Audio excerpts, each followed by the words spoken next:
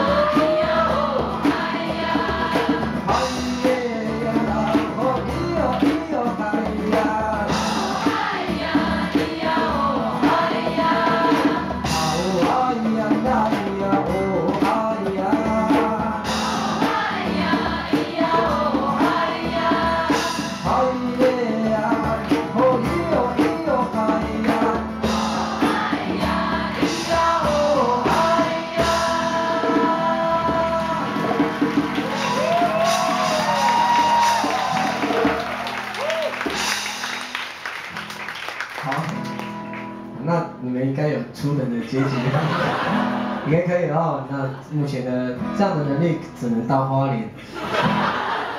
然后想说，接下来是要拉铁的训练营，对，要到都兰就不能只唱这首歌了。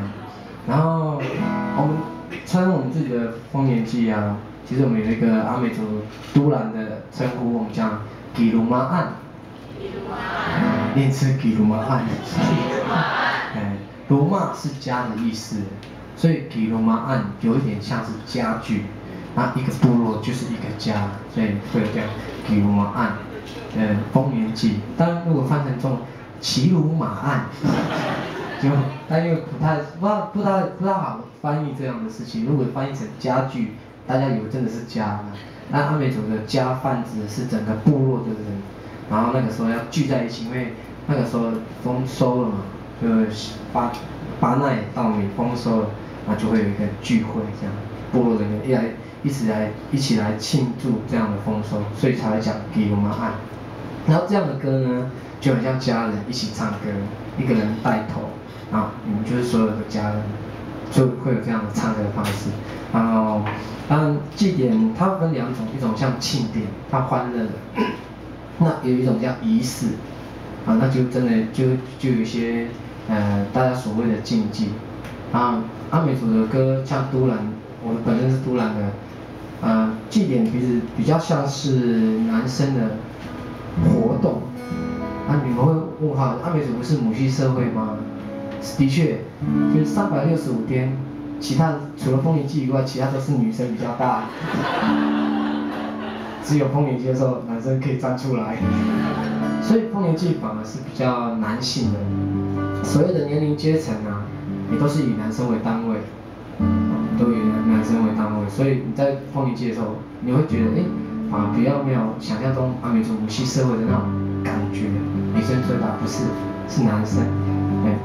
因为平常我们都做小的，所以让我们能够短短的3天做大的。以前的祭典很长，就是从1个礼拜到1个月不等，看那个丰收的情形。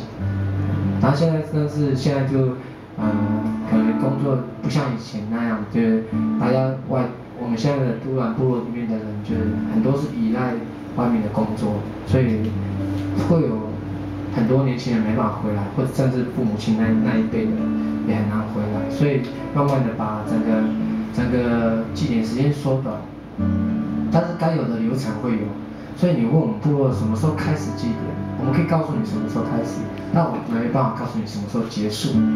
我们有所谓的流程表，没有时间表，因为从以前就是这样，从1个礼拜到1个月不等。然后现在这样的方式还是存在，但是就控制在3天这样子，有流程，所以没有时间表。所以你到部落里面说等一下干嘛，等一下干嘛，我们可以告诉你等一下干嘛。几点呢？不知道，就等这时候干嘛的事情结束之后，下一个就会做了，就这样。然后你时间的长短很难控制，所以在部落没办法，其实很多人没办法回答你你们什么时候可以跳舞啊？什么时候吃饭啊？这样的问题你们就不要再问了。你替我们部落年轻人省下很多麻烦，顺着感觉走一走。然后给我们看那个叫那样的歌，我们都叫做那个马里古拉。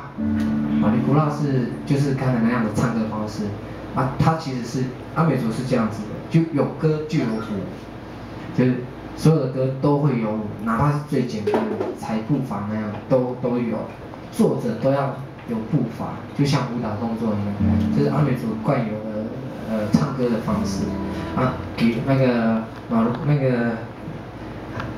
马鲁古拉就是牵手舞就是刚才我唱的，就是有牵手的。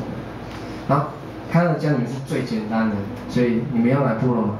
我们把等级升高一点点。